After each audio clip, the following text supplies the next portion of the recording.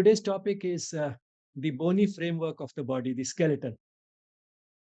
And what an amazing piece of uh, scaffolding we have, if one may call it that, although that would be rather demeaning, call it that way. Uh, the skeleton or the bony framework of the body not only gives us shape, that is quite, of course, obvious, but apart from giving us a shape, it is this part of the body that also makes movement possible.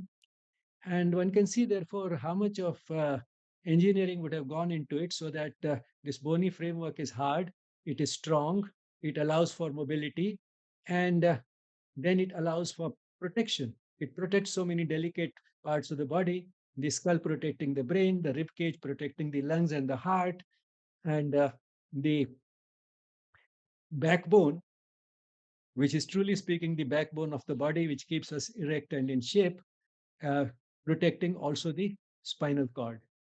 So the entire nervous system, sort of central nervous system, is enclosed in this bony framework. And uh, not only that, if it breaks somewhere, if there's a damage, it can repair itself back.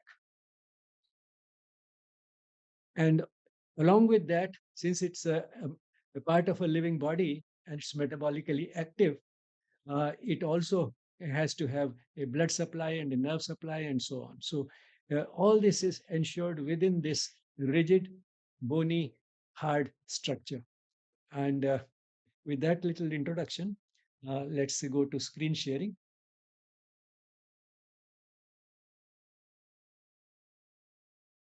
The topic today is the skeleton.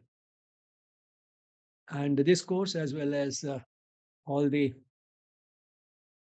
other activities of the YES project, are a part of the 150th birth anniversary celebrations of Sri Aurobindo and the 50th anniversary of India's independence. Now, here is a typical view of the skeleton, the seen from the front and seen from the back side. And the skeleton has 206 bones. Let's start with the top, the skull. And one of the most interesting structures in the skull are these hollow spaces within the bones. These hollow spaces are called the paranasal sinuses because they are around the nose. And apart from secreting a sticky fluid, they also serve as resonating chambers. And that's why when we get a common cold and there's a fluid accumulation in these which cannot be drained by the nose, we find that the voice acquires a nasal twang. Here is the skull of a newborn child. And you'll notice one important difference here, that the individual bones of the skull are not completely joined, but leave spaces like this. These are membranous in nature, and this is what allows for the growth of the skull, so that as the brain size increases and the skull has to grow, these spaces allow that growth, and also probably give some flexibility to the skull so that when the child falls, he doesn't get hurt the way an adult would. And but as the child grows up, gradually this gets replaced by bone, and we just have these junctions between individual bones of the skull left. Now let's go down to this spine. This is from the back side, and you can see that it's made up of these small individual units, one placed on top of the other. These units are what we call vertebrae. And that's why this spine is also called the vertebral column. And it has some differences in different parts of the spine. On the top, we have the cervical vertebrae. Cervical, refers to the neck, whether it is the neck of the body or any other organ, say like the uterus also has a cervix. So A narrow neck-like structure is what we call, narrow structure is what we call the cervix. So this is in the neck of the body, and therefore this is the cervical part of the spine. And these vertebrae are the cervical vertebrae. There are 7 of these cervical vertebrae. And then we have the thoracic part, which has 12 vertebrae. And then the lumbar, which has 5. And then the sacral, which has again got 5. And then finally, the tail part or the coccyx, which has 4 vertebrae. So 7 plus 12, 19, plus 5, 24, plus 5, 29, plus 4, 33. So in all, 33 vertebrae constitute this. If you look at it from the back side, it looks completely straight. But if you look at it from the side, one finds that the spine, in fact, has curves. And in the neck, we find that the convexity is facing towards the front. In the thoracic part, the convexity is facing towards the back. Once again, in the lumbar region, convexity is to the front, and in the sacral region, convexity to the back. So this alternation of this convexity is what gives this curve. So this is the cervical part, the thoracic, the lumbar, and the sacral part. So these 4 curves. And these curves give greater stability, greater strength to the spine, and facilitate balancing the body in the erect posture. That's why these curves are important.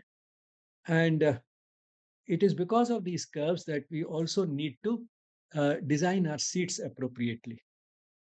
And these days, in fact, it's become quite common to have ergonomically designed seats, chairs, as well as the seats in the cars. And the region that deserves and gets most attention is the lumbar part. Here is a hollow at the back because the convexity is forwards in the lumbar region. And therefore, this part, if it has to be supported, there has to be a corresponding swelling or convexity in the seat on which we sit. And while we should not be always leaning on such a back, because otherwise the muscles which keep us erect in this posture will not have anything to do. But at the same time, if one has to sit for long periods of time on a long drive or at the desk, then using those muscles all the time and keeping ourselves erect all the time without any mechanical support will also tire us out.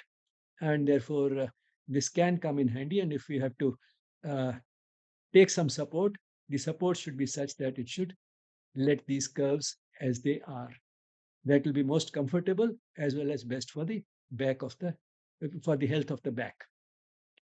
So that's the spine. Now we'll take up different sections of the spine one by one, and let's start with the neck, the cervical spine. Uh, the first 2 vertebrae in the neck are unique. They have a special type of a structure. C1 or the atlas uh, has these 2 surfaces on which it can connect with the skull. So the head sits on top of this, and corresponding to this, there are surfaces which can join this in a part of the skull. And that's how this part of the neck is able to carry the head. And that is why it is called the Atlas, because Atlas is a character from Greek mythology who had a globe on his head. And this is the Atlas. Then next to that is the axis, the second cervical vertebra. And then third, fourth, fifth, and sixth, they are also a little atypical in the sense that they do not have very prominent spines at the back, and these spines are bifurcated. The seventh vertebra is more like the typical vertebrae in the thoracic and lumbar regions. It has a very prominent single spine, and that's why it's called vertebra prominence. And this is the vertebra which one can feel if one uh, moves the hand along the neck on the back side. This is the first prominent vertebra we come across. This is the seventh cervical vertebra.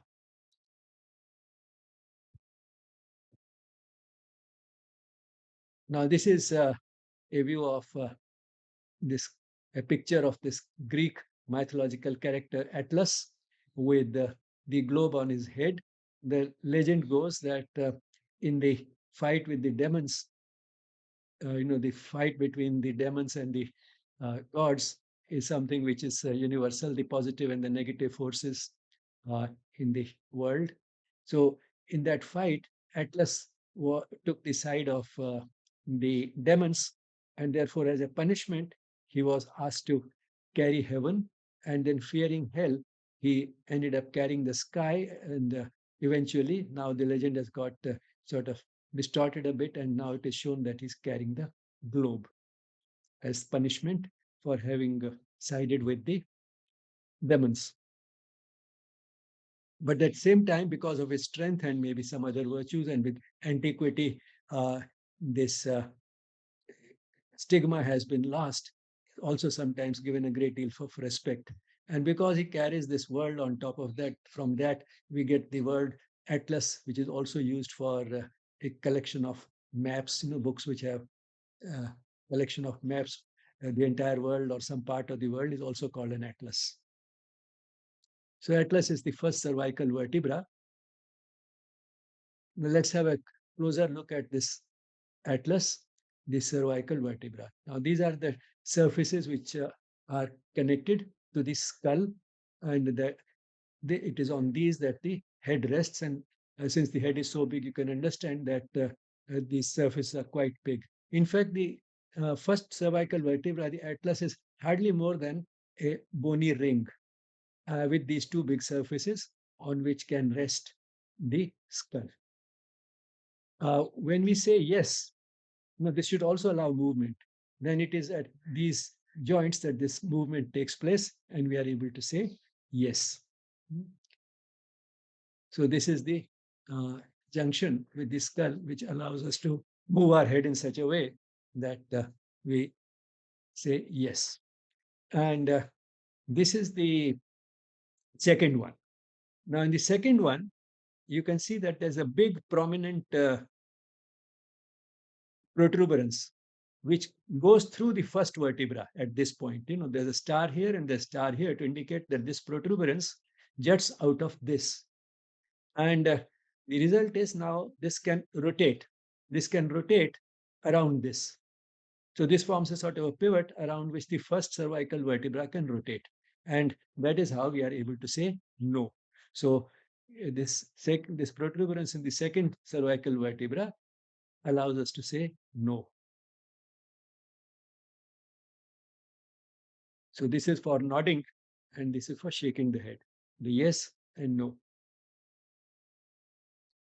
Now we move a little down to the thoracic vertebrae, and you can see on over here the a few thoracic vertebrae, one on top of the other. These are the spines at the back which we can feel, and these are the vertebral bodies. And between individual vertebral bodies is the intervertebral disc separating them. Now, this disc has a very tough fibrous ring at the center of which there's again a tough but jelly like structure which can change its shape easily. And that's what allows for movement here. So, there's strength and mobility combined because of these discs which separate the vertebrae. Now, here is one vertebra looked at from the top, and this is the vertebral body. This is the body. These are the two on the sides, and it is at these points here and here that we have the ribs attached, and it is here that the we have the vertebrae joined to one another, and here you have the spine which juts out at the back.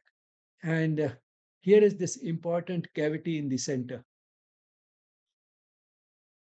at the center of which lies the spinal cord, which is an extension of the brain, and it is protected here.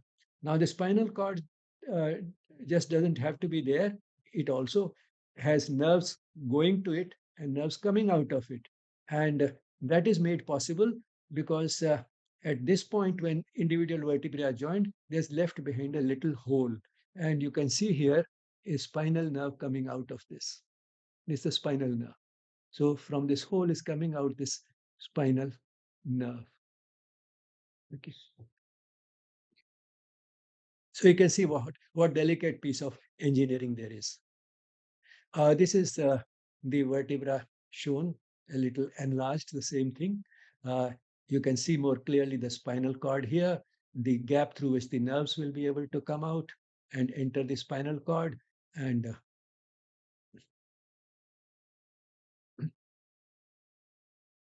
And here is the thoracic spine a little enlarged. You can see the spinal nerve coming out of this here and the intervertebral discs. Now these discs, when there's no weight on the spine, are relaxed and they get a little compressed when we carry a weight and they have to carry some weight. Not only that, our body itself has some weight and therefore they are not as relaxed, completely relaxed when we are erect. It's when we lie down that they become completely relaxed. In the standing posture, the discs would be compressed a little bit. And that's why, if you take your height early in the morning and throughout the day you've not been able to lie down, you have been either sitting or standing, in the evening, you will find that your height is a little shorter than it was in the morning. That's because throughout the day, these intervertebral discs, they have been compressed a bit like this, and that's why the height becomes a little shorter. Uh, Now, this is something again important to know because the decompression, that is relieving this type of pressure on the discs, is helpful in preventing back pain. And that's why one may not sleep in the afternoon, but even if you lie down for 15 minutes in the afternoon, just being in the lying down posture for 15 minutes allows these discs to decompress. And you can see that that makes a lot of difference because instead of 8 hours of sleep and 16 hours of wakefulness, when these discs are getting compressed, so instead of 8 plus 16, that is 16 hours of compression and 8 hours of relief at night, instead of that, it becomes 8 plus 8 plus 8. So you break the 16-hour of waking period into two, you allow a short gap for the disc to decompress in the afternoon. So that is the importance of the afternoon uh, lying down. Even if it's not a nap, even if you don't sleep, just for 15 minutes, if you lie down, it can help in preventing help. Not that it by itself will prevent back pain completely. We'll talk about back pain in greater detail in Yes.04, the next course. But this is something which I thought at this point could be brought out. Why it is helpful helpful to lie down in the afternoons to prevent back pain. So you can see a bit of compression here. Now, suppose the compression is too much, which is not necessarily because we are carrying too much of weight, although that could be one of the things that could uh, produce an undue compression. But this undue compression can also be because the surrounding muscles have become weaker, because the strength of the back depends only partly on the bony structure and these intervertebral discs. A lot of protection to the back is because of the surrounding muscles of the back, as well as in the front, the muscles of the abdomen. And sort of to put it briefly and simply, whenever we carry a weight, there's a reflex contraction of these uh, muscles in front, in the abdominal muscles and the muscles at the back. There's a reflex contraction.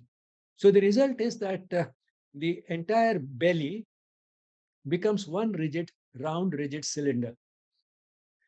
So the spine is only a part of that cylinder at that point. And if the weight is spread out over this entire cylinder, the pressure on each part of the cylinder is very much reduced because the pressure depends upon the weight, that is the force, divided by the area. So you expanded the area because the entire belly has become one rigid cylinder, which is sharing that weight. To understand this further, you can visualize like this. Suppose there is sand somewhere and you stand on that sand. Wherever you stand, you leave behind a depression wherever your feet are. Okay. Then you lie down on the same sand. You hardly leave any impression there. The weight of the body is the same. Why is it that feet leave behind an impression when you are standing, but the back does not leave behind much of an impression when you are lying down? It's because when we are lying down, the weight of the body is being shared by that entire surface area of the back, which is much bigger than the surface area of the feet. And therefore, the pressure created by the feet in the standing posture on that same sand is much greater than the pressure created by lying down on the same sand. Okay. So here, because of the contraction of the muscles of the belly and the back, the weight is spread out over this entire cylinder. And that is why the pressure is less. And therefore, the strength of these muscles is important. So, back pain, in fact, is more often a problem of the weakness of the muscles than any defect in the spine. But then, whether it is because of an injury or whether it is because of carrying too much weight or whether it is because of, which is more common, because of the weakness of the muscles, there can be an undue compression of these discs, and that can sometimes lead to these discs, instead of remaining confined to this space, bulging out. So, this is that tough fibrous ring, and this is that jelly like center, and this whole thing has got a little more flattened than it should be, and part of it is jutting out instead of staying within this space. And you can see the result is that it is through this hole that the nerves are coming out, and therefore the spinal cord has got a little twisted. These nerves are being pressed, and that is what makes actually this situation a little more serious, because pressure on these nerves could eventually lead to a paralysis. But of course, that is an advanced stage. Most of the time, one is able to take care of back pain without reaching that stage. But one can understand why there is pain because of the pressure and why eventually it could lead to paralysis.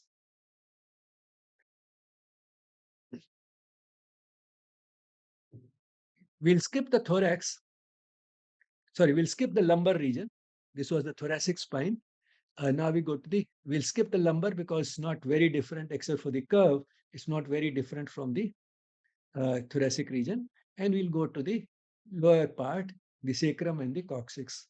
Now, this is where the vertebrae are compressed, because we don't need that much at the bottom and we do not have a tail. So you find that these five vertebrae are compressed here, and the tail is only rudimentary, the four.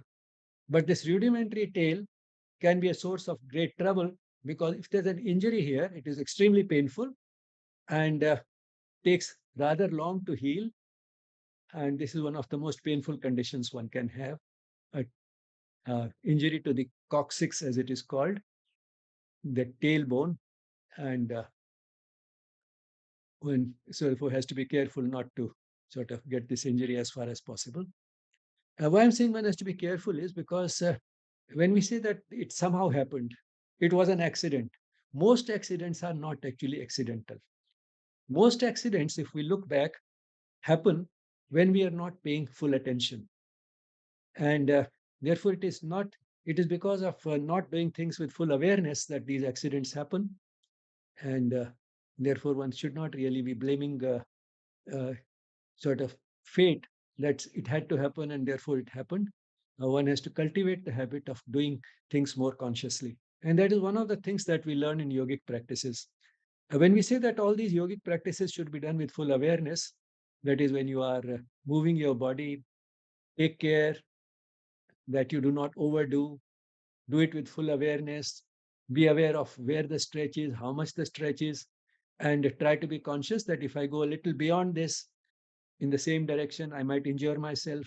So instead of being brave and going still further, step back a little, come back, and hold the position there. Now, if one learns to do these practices like that, and then make a voluntary effort to relax completely so that the staying in that posture becomes effortless. Now, if we do all this with this type of full awareness, then this can spill over into the rest of our life, and it should spill over into the rest of our life. And all our movements become more and more conscious, more and more with awareness. And that can bring down drastically the number of such so-called accidents in which we injure ourselves. Now, this is the rib cage, and it protects the heart and the lungs, and yet it has the type of structure which allows breathing, and the movement of these ribs contributes to some extent to the uh, increase in the uh, space in the chest so that the pressure there falls and we can breathe. So you can see these ribs numbered here from the first to the 12th rib. This is the 12th rib, and these are the thoracic vertebrae. This is in the front, this bone, the sternum, which has a notch on the top, and this little process, the xiphisternum at the bottom. So this whole thing is the breastbone or the sternum in front, and it is from here that very often a blood sample is taken sometimes in certain situations, because this has bone marrow inside and one can get a good sample from the sternum.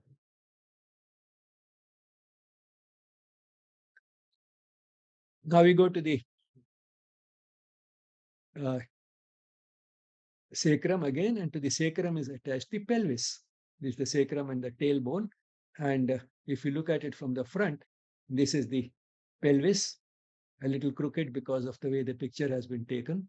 It should not be crooked like this. And then this hole at the center in the pelvis is much wider in women than in men for obvious reasons, because the baby at the time of delivery has to pass through this. And this is the notch to which is attached the bone of the thigh, the femur. And this notch is the acetabulum, but don't bother about that. So this is the point at which the hip bone is attached.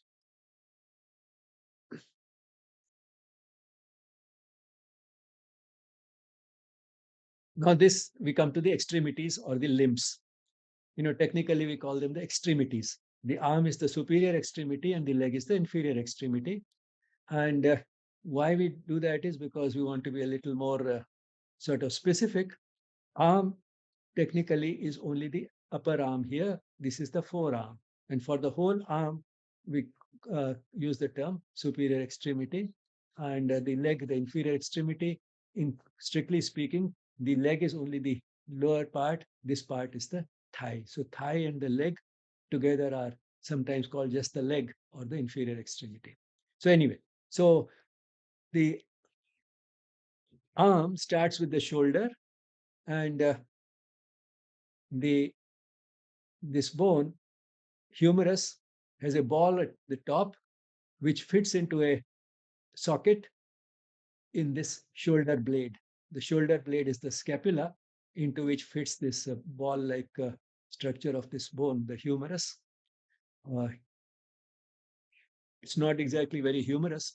Uh, if anything, it is the ulna, which is called the funny bone, because you can have a tickling sensation here if you press yourself.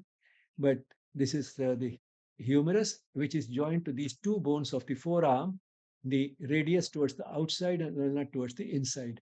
Outside and inside, is based on standing in the front with your palms facing outwards. So palms facing in the front. That is what we call the anatomical position. So to avoid confusion, all this inside, outside, inside is medial and outside is lateral. All this is uh, in terms of the standard anatomical position in which a person is standing erect with the arms hanging down and the palms in the front. So this is the humerus, and the radius towards the outside or laterally, and ulna towards the inside or medially, and these are the hand bones. In the leg, this again we have a ball here which fits into the socket of the pelvis, and the thigh bone is called the femur, and this then is joined to two bones in the leg, the tibia towards the inside and fibula towards the outside, and this is the knee joint here. And in front of the knee joint is this kneecap or the patella.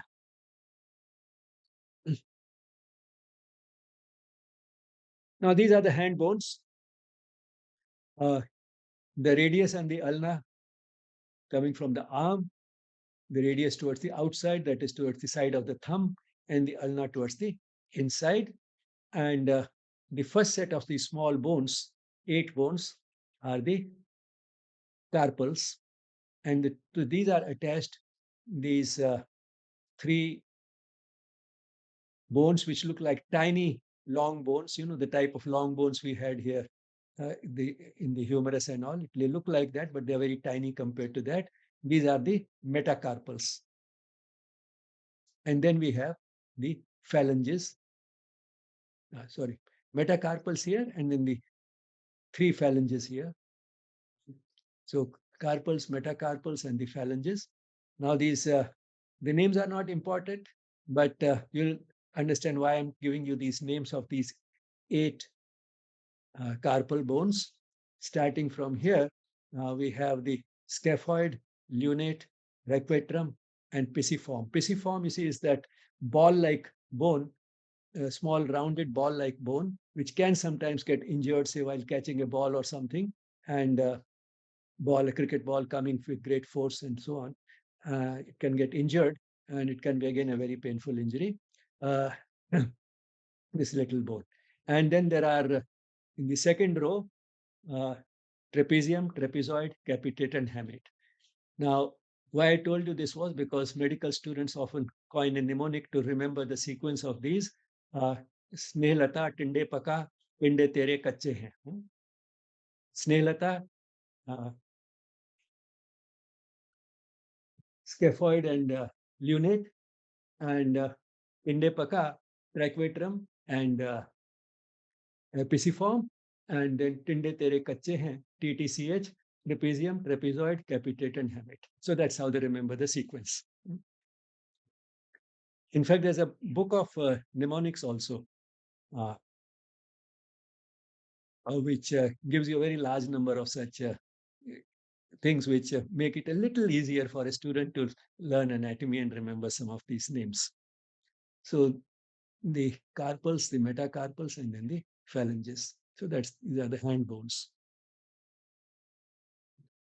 Similarly, we have the bone at the feet, this big one, which gives us that protuberance at the back and the heel, the calcaneus. And this is in the hand, we have carpals. Here we call them tarsals. So the tarsals, the metatarsals, and then the phalanges again in the feet. If you look at the side of a foot, then you find that it has an arch like this. This is the longitudinal arch. It's raised upwards from the ground here. And a similar arch also across like this, the transverse arch. So these bones are sort of made in such a way, and the ligaments and muscles around them are in such a way that we have this shape. And the shape is maintained primarily by the ligaments.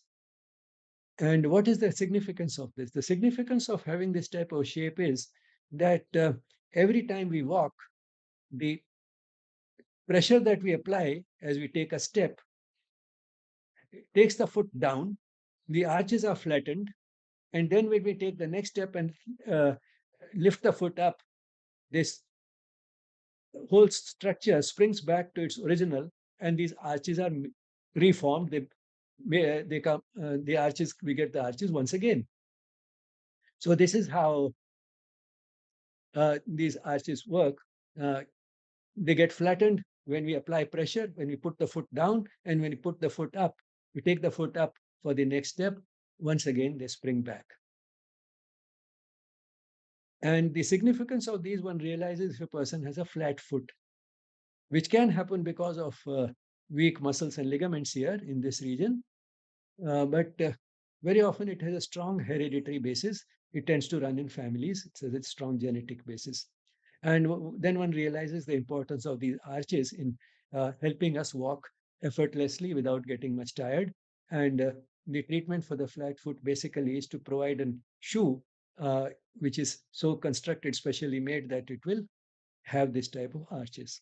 Not only those who have a flat foot, But even for the rest of us who may not have a flat foot, there are shoes available which provide arch support. That is, the sole of the foot is sole of the shoe is been made in such a way that it fits into these arches. Just as in the back, if we may have an ergonomically designed seat, then the back of the seat fits into the lumbar hollow, the hollow space in the lumbar region. In the same way, the shoe can be constructed in such a way that the sole will fit into these um, concavities, these hollow spaces at the bottom of the foot. Is such a shoe better or worse? That will be difficult to say, because that would also mean that if one is all the time walking in that type of a shoe, uh, it will not allow this alternate flattening and springing back to the original. It will not allow for that type of a alternation in the shape of the foot while we walk, because it will not be necessary anymore. This whole thing is supported by a soft padded thing at this in the sole, which fits snugly into these curves. And therefore, this mechanism will not be really used. It is no longer necessary. Now, as a general principle, whenever we do not use something in the body, it tends to get weaker. If we use it, then it gets stronger. So, this can also get weaker, in fact. And the key thing is that we should not be all the time walking in such a shoe. If in competitive sports for a brief period one has to wear such a shoe, maybe it will be fine because that will probably facilitate the performance of the athlete. But one should not be walking in this type of shoe all the time, because for that brief period it is okay. The rest of the time we are using the mechanism. So use the mechanism and keep it strong. At the same time, provide it that additional support when necessary to make that little difference in competitive sports. Probably that would be what will appeal to sort of a rational mind and using common sense as a guide.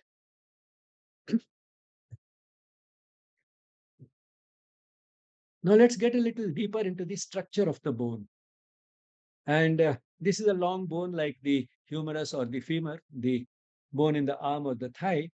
And you find that it has an epiphysis on the top, which is a different type of bone called the spongy bone.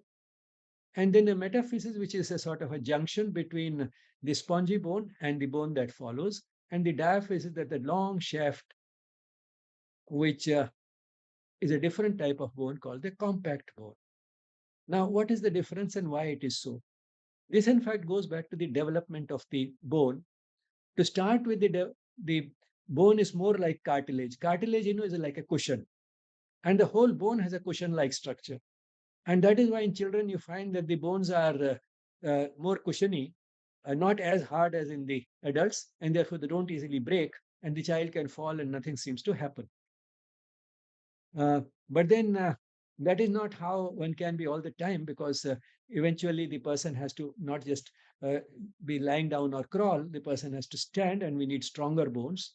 And therefore, this should change. And as the development of the bone proceeds, this cushiony cartilage gradually gets organized more and more into this more compact and hard bone. And the soft cushiony thing is left only at the top, so that it is there between two joints, and between this bone and the bone that is attached to it, so that at the junction the shocks will be absorbed.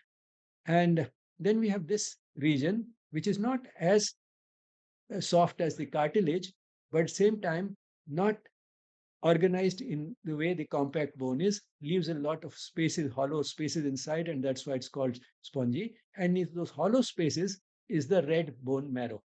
That is the marrow where blood cells are manufactured. And as the growth takes place, at the junction of the final, there is a clear cut demarcation between the spongy bone and this. So, starting with a gradual transition, there is finally a hardening of this boundary. And at the boundary, we are left with what is called the epiphyseal line. And once this line has formed, the bone cannot grow any longer anymore. And therefore, the person cannot grow any taller. And that is what happens at a certain age. around say between 16 to 18 in boys and around 14, 15 in girls, uh, because this growth is accelerated by the sex hormones, androgens and estrogens, both. This growth of the bone and the growth of the body in general is encouraged by those hormones. But then these same hormones, after a certain stage, start uh, encouraging the growth here in such a way that the development proceeds faster, and eventually this epiphyseal line is formed and no further growth can take place. So arresting of the growth is also brought about by the same hormones. And that is why during puberty, to start with, there's a growth spurt, and then after a few years, the growth stops completely. And this closure or stoppage of the growth, formation of this epiphyseal line, is promoted more by estrogens than by androgens, that is, by female sex hormones than by the male sex hormones. And that is why the growth stops earlier in women than in men. Uh, but then you might ask that do both men and women have both androgens and estrogens? Yes, both men and women have androgens and estrogens. The only thing is that women have much more of estrogens than men, and men have much more of androgens than women. But both the genders have both these types of hormones.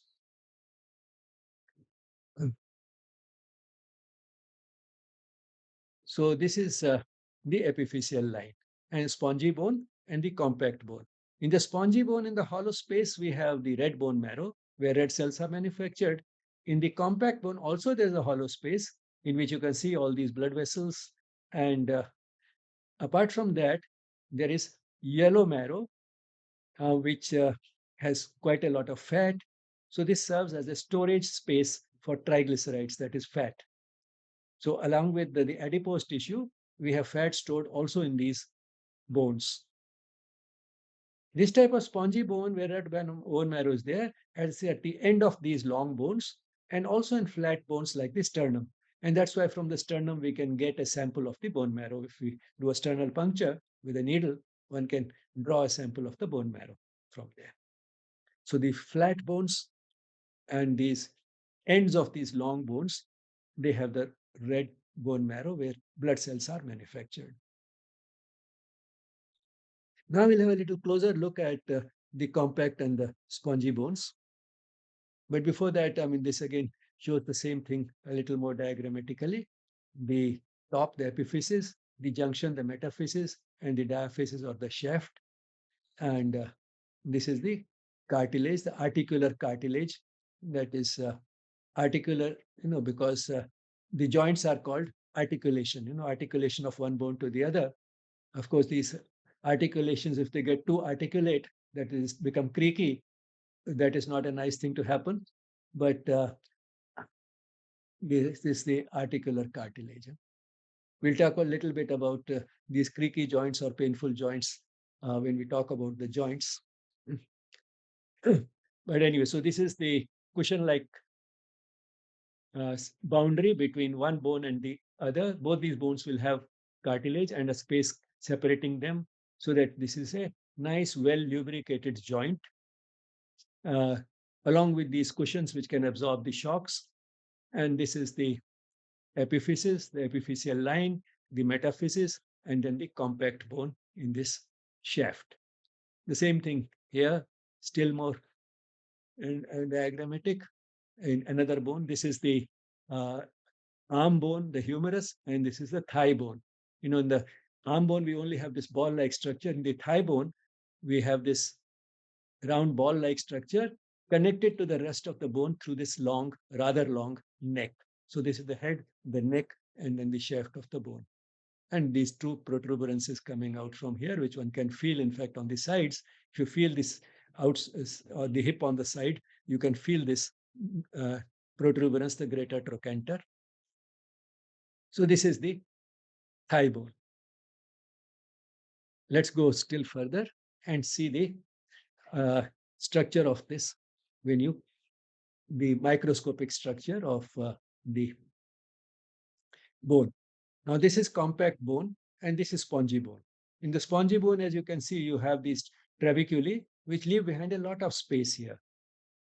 Compact bone is organized in terms of these circular structures called the osteons or the Haversian systems. And at the center of these, there's a hole in which you have the arteries and the veins, that is the blood supply. Now, this part has the has a framework of collagen fibers. Collagen fibers, are fibers with great tensile strength, which means they're extremely strong. You can pull them a lot, and yet they will not break. But same time, they are fibers, so they can bend. They can bend, but they will not break. You can stretch them a lot without their breaking. So that forms the sort of framework. That forms the framework of these units, these circular units. And that is what, are these uh, lines. And then you have filling up the spaces between this framework of collagen fibers.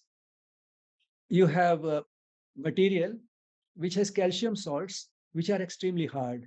So you have extremely hard material filling these spaces between this left behind in this framework formed by these fibers with great tensile strength.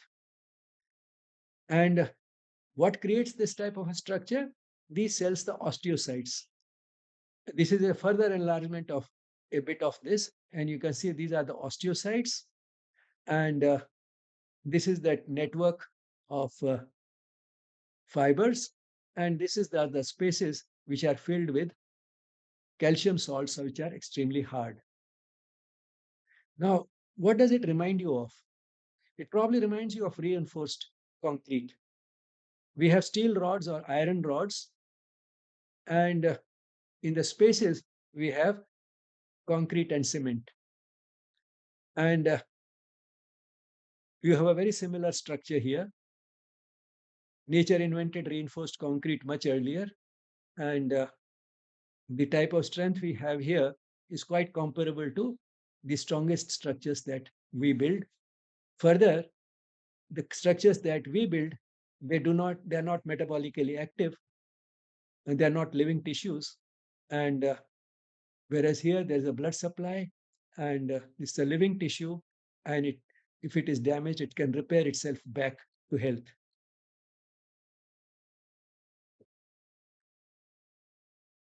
And this is the spongy bone. We'll see a little more of the spongy bone in the next picture. But this is how the compact bone is organized. This is spongy bone. You have these trabeculae, and if you cut a part of this open, you find that basically the structure of these trabeculae is again similar in the sense that we have a framework formed by these collagen fibers. Collagen is a type of protein, and the these fibers have great tensile strength, and the spaces are filled up with hard material, and all this is formed by these cells, the osteocytes, these cells. But along with osteocytes, we also have osteoclasts. These are the osteocytes, they are the osteoclasts. Osteoclasts break down the bone. So creation and destruction are both important. Why is breaking down the bone important? For remodeling it. Because the bone has to get remodeled from time to time. It has to get remodeled as the child is growing. It gets remodeled during life because of the stress to which the different bones may be exposed. Different parts of the bone may be exposed. For example, a person undertakes weightlifting training. Then the type of stresses to which his bones are exposed are different.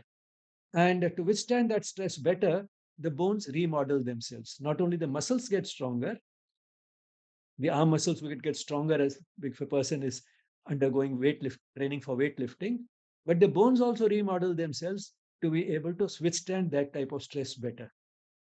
And uh, that is why we need destruction. And this remodeling is also required when a fracture is repairing itself, so that it remodels itself back along the same lines as the original and in keeping with the type of stress to which the bone is exposed as the fracture is recovering. So that's why we need both construction and destruction in the bone.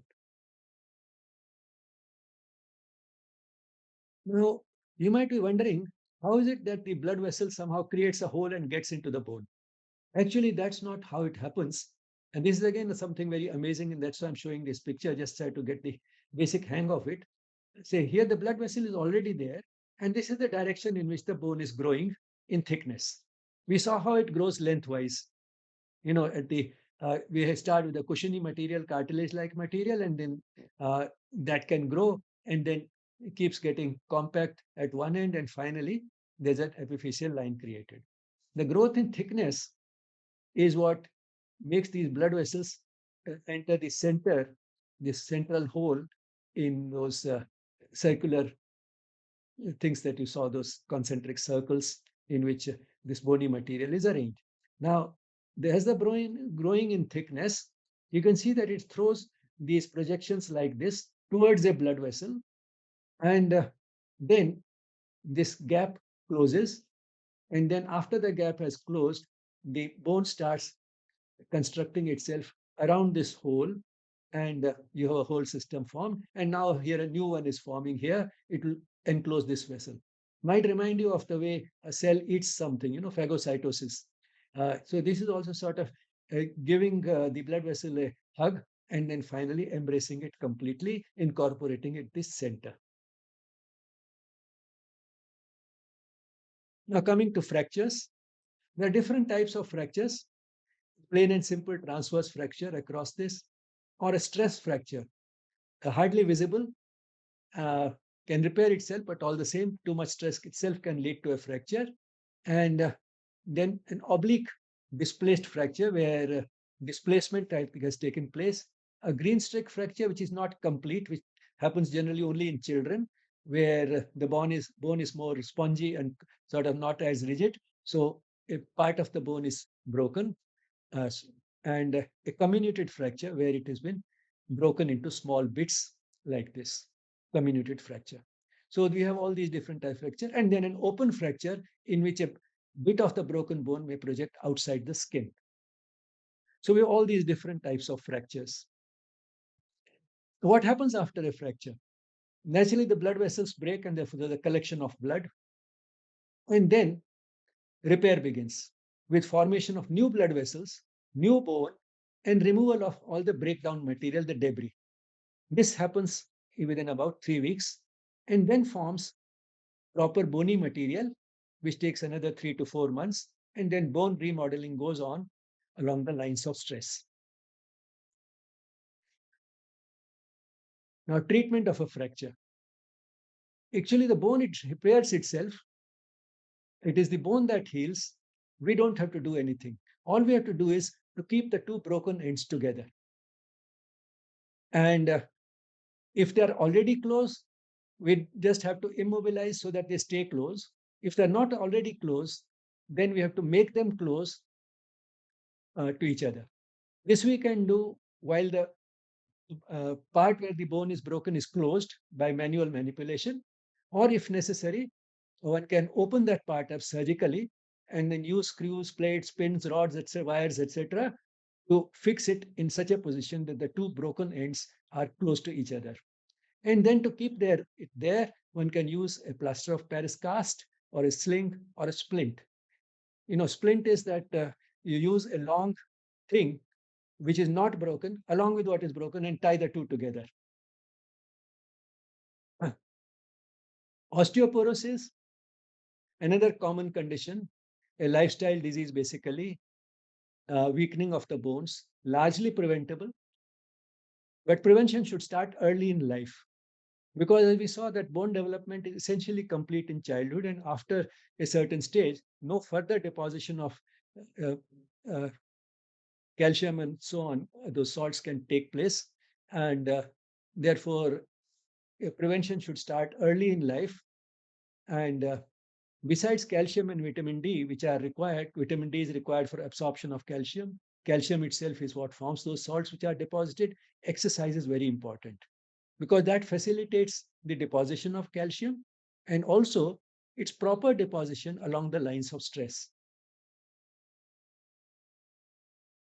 Now, this is the reinforced concrete which our bone resembles, or rather, reinforced concrete which resembles our bones but comes nowhere close to it in perfection. Not only the pictures in this have been taken from uh, Totoro and Grabowski, but much of my learning also has come from this book because typically the physiology of bone does not form a very prominent part, and most of the time it does not occur at all in most textbooks of physiology for some surprising reasons, but probably it should. Gratitude to the mother and Sri Aurobindo for making these sessions possible, and thank you all for being there.